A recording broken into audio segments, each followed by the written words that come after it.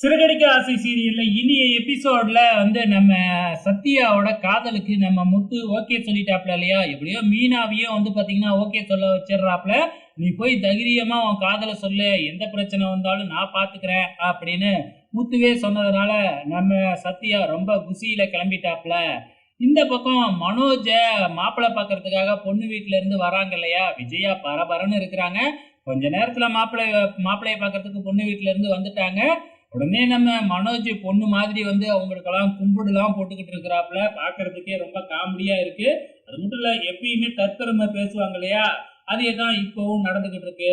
ஆனா என்ன, நம்ம அண்ணாமலை பொண்ணு வீட்டுல எல்லா உண்மையும் சொல்லணும் அப்படிங்கிறதுக்காக எல்லா உண்மையுமே சொல்லிடுறாப்புல.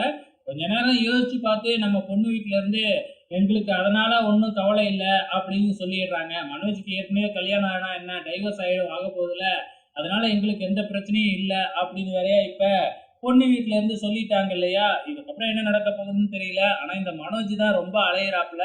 பொண்ணோட போட்டோ எங்க அப்படிங்கிற மாதிரி எல்லாம் கேட்கிறாப்புல. நாளைக்கு பொண்ணு பார்க்க வேறையா இவங்க போக போறாங்களாட்டுக்கு. சோ அங்க போய் என்ன நடக்க போகுது அப்படிங்கிறது தான் தெரியல. இந்த பக்கம் நம்ம சத்யா ரேகாவை மீட் பண்றதுக்காக புக் பண்ணி இருக்கிற அந்த ரெஸ்டாரண்ட்டுக்கு போறாப்புல. அங்க போன உடனே ரேகா கேக்குறாங்க. உடனே நம்ம சத்யா ஒரு ரோஸ் எடுத்து நம்ம ரேகாவுக்கு ப்ரப்போஸ் பண்ணிடுறாப்ல. அதுக்கப்புறம் என்ன, நம்ம ரேகாவுக்கு அவங்க அம்மா சிந்தாமணி ஃபோன் பண்ணி எங்க இருக்க, எந்த ஃப்ரெண்டோட எந்த ஹோட்டலுக்கு போயிருக்க அப்படிங்கிற மாதிரி கேட்க, ரேகா பயங்கரமா டென்ஷன் ஆகி திட்டிவிட்டு போனை வச்சிடுறாங்க.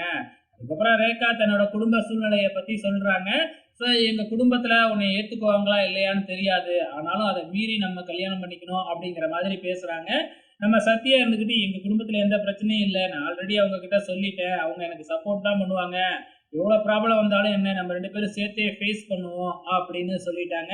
கடைசியா நம்ம மீனா கோயில்ல தன்னோட மாமனார் நல்லா இருக்கணும் அப்படின்னு சொல்லி அடிப்பிரதேசனம் பண்ணிக்கிட்டு இருக்கிறாங்க. அங்க ஸ்ருதியும் வந்திருக்கிறாங்க.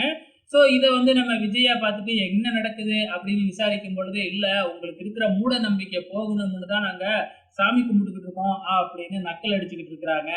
இதோட இன்னி எபிசோடு முடிஞ்சிருச்சு. வெயிட் பண்ணி பார்க்கலாம் அப்கமிங்ல என்ன நடக்க போகுதுன்னு.